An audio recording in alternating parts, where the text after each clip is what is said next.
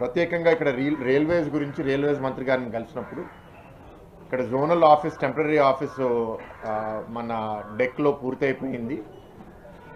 అతి త్వరలో దాన్ని ప్రారంభించాలని మంత్రి గారిని కోరడం జరిగింది. ఆయన కూడా నెక్స్ట్ 1-2 మంత్స్లో టైం చూసుకుని వస్తానని చెప్పారు. అది కాకుండా గెజెట్ ఇష్యూయింగ్ అండ్ జోన్ ప్రారంభించడం కూడా ఆయనతో చేస్తే ఇప్పుడు వర్క్ చాలా ముందుకు వచ్చింది. We'll do it very soon అని చెప్పారు. నేను రిక్వెస్ట్ చేసింది ఏంటంటే, సార్ ఆ జోనల్ ఆఫీస్ ఓపెన్ చేసే టైంకే మనం చేసేస్తే బాగుంటుంది, so please work it out sir అని అడగడం జరిగింది. అండ్ కొందరు పిహెచ్ఓడీస్ కూడా అపాయింట్ చేశారు రీసెంట్గా. That is one side. Second, ఇప్పుడు రైల్వే స్టేషన్ మొన్న విజిట్ చేశాము. రైల్వే స్టేషన్ ప్రాజెక్ట్ మీ అందరికి తెలుసు, ఒక ఇంచుమించు 500 కోట్లతో అవార్డు అయింది. కోర్టులో ఒక లిటిగేషన్ వల్ల 1 సంవత్సరం పోగొట్టుకున్నాము. ఇవాళ అది పని స్టార్ట్ చేశారు, కానీ ఈ సంవత్సరం పోగొట్టుకోవడం వల్ల రైల్వేస్ దాని స్కోప్ పెంచారు. ఏంటి అంటే station building, parking, lines addition. Railway స్టేషన్లో ఇవాళ 14 ప్లాట్ఫామ్స్ రాబోతున్నాయి. అంటే 6 ప్లాట్ఫామ్స్ యాడ్ చేసి ఇంకో 6 లైన్స్ యాడ్ చేస్తున్నారు. అండ్ జనరల్ లైన్స్ 2 నుంచి 3కి పెంచడం అనేది మీ అందరికీ తెలుసు, అది ఆ పని జరుగుతుంది. And station buildings west side, east side వస్తున్నాయి. వెస్ట్ సైడ్ ఫస్ట్ కన్స్ట్రక్షన్ అవుతుంది. అది అయిన తర్వాత ఇప్పుడు ప్రస్తుతం ఉన్న మెయిన్ బిల్డింగ్ ఎరగొట్టి ఇక్కడ ఈస్ట్ సైడ్ కూడా కడతారు. ఇక్కడ ఫసాడ్ మార్పుల గురించి కూడా మీకు సూచనలు ఇస్తే, ఆ ఫసాడ్ మార్పు సజెషన్స్ 3-4 ఆప్షన్స్ ఇప్పుడు మంత్రి గారి దగ్గరే ఉన్నాయి. అన్ని స్టేజ్లు దాటేసి మంత్రి గారు ఫైనల్ అయిన వెంటనే ఫసాడ్ కూడా క్లియర్ అవుతుంది. వెస్ట్ సైడ్ ఏరియాలో ఒక ఇంచుమించు ఒక 1500 బైక్లు, 350 కార్లకి పార్కింగ్ కూడా సృష్టించబోతున్నారు.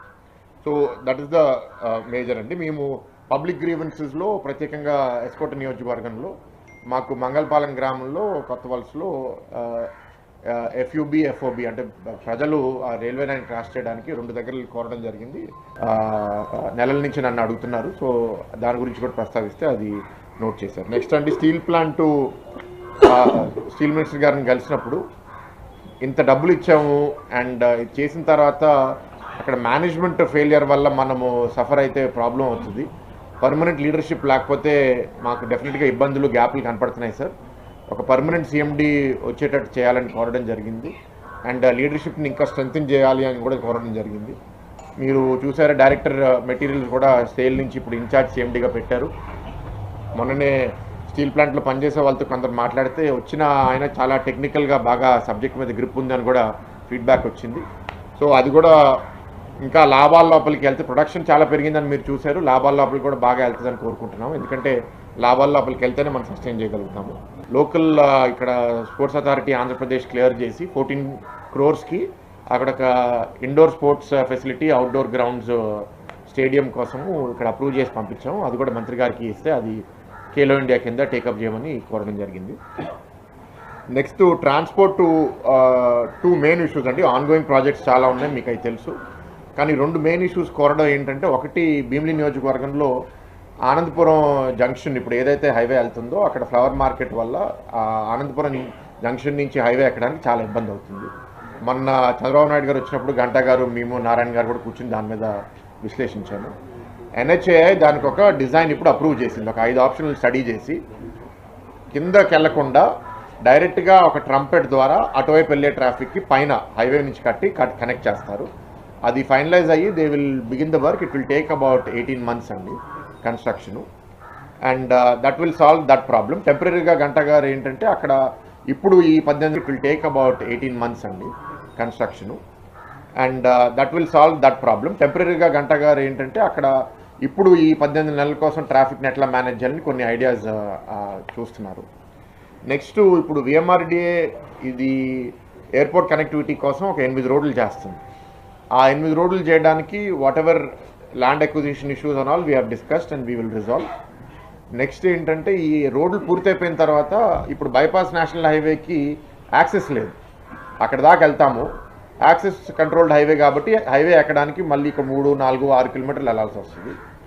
సో దానికి గడ్కరీ గారిని కలిసి, ఇది ఎయిర్పోర్ట్కి చాలా క్రూషియల్ కాబట్టి ఆల్రెడీ ట్రావెల్ టైం గంటంబావు కన్నా అది ఎక్కువ వెళ్తే ఇబ్బంది పడతారు కాబట్టి యాక్సెస్ కంట్రోల్లో మాకు ఎట్లాగైనా 1 or 2 లొకేషన్స్లో అయినా యాక్సెస్ ఇప్పించమని కోరడం జరిగింది. ఆయన కూడా I'm not sure if it will be possible, but design మేము స్టడీ చేస్తామని చెప్పారు ఎన్హెచ్ఐ మెంబరు. సో ఆయన చేసిన తర్వాత దెన్ విల్ కమ్ బ్యాక్ అండి. నెక్స్ట్ ఎక్స్టర్నల్ అఫైర్స్ మంత్రి గారిని యుఎన్ విజిట్ మీద కలవడం జరిగింది. బట్ దాంతో పాటు ఆయన ఆఫీస్లో చెక్ చేసింది, ఇక్కడ మన మత్స్యకారులు బంగ్లాదేశ్లో దొరికిపోయారు అండ్ వాళ్ళని ఇంకా రిలీజ్ చేయలేదు. మొన్న కొందరు ఫిషర్మెన్ని రిలీజ్ చేశారు కానీ మన మత్స్యకారుని రిలీజ్ చేయలేదు. ఒకటి వాళ్ళు చెప్పిన ఫీడ్బ్యాక్ ఏంటంటే, మన దగ్గర దొరికిన బంగ్లాదేశీ ఫిషర్మెన్ కొందరి మీద కేసులు ఉన్నాయి. ఆ కేసులు మనం తొందరగా డిస్పోజ్ చేస్తే లేకపోతే రిలీజ్ చేస్తే రెసిప్రోకల్గా వాళ్ళు కూడా చేస్తారని ఫీడ్బ్యాక్ ఇవ్వడం జరిగింది. సో అది కూడా వీళ్ళ టేకప్. లాస్ట్ టూరిజం మీద ఒఫిషియల్గా ప్రజెంటేషన్ ఇవ్వలేదు కానీ గజేంద్ర సింగ్ షెకావత్ గారిని కలిసి 2 ఇష్యూస్ మీద డిస్కస్ చేశాము. ఒకటి ఆర్కే బీచ్, ఇంకోటి ఈ కైలాష్గిరి జూ గురించి. Although they come under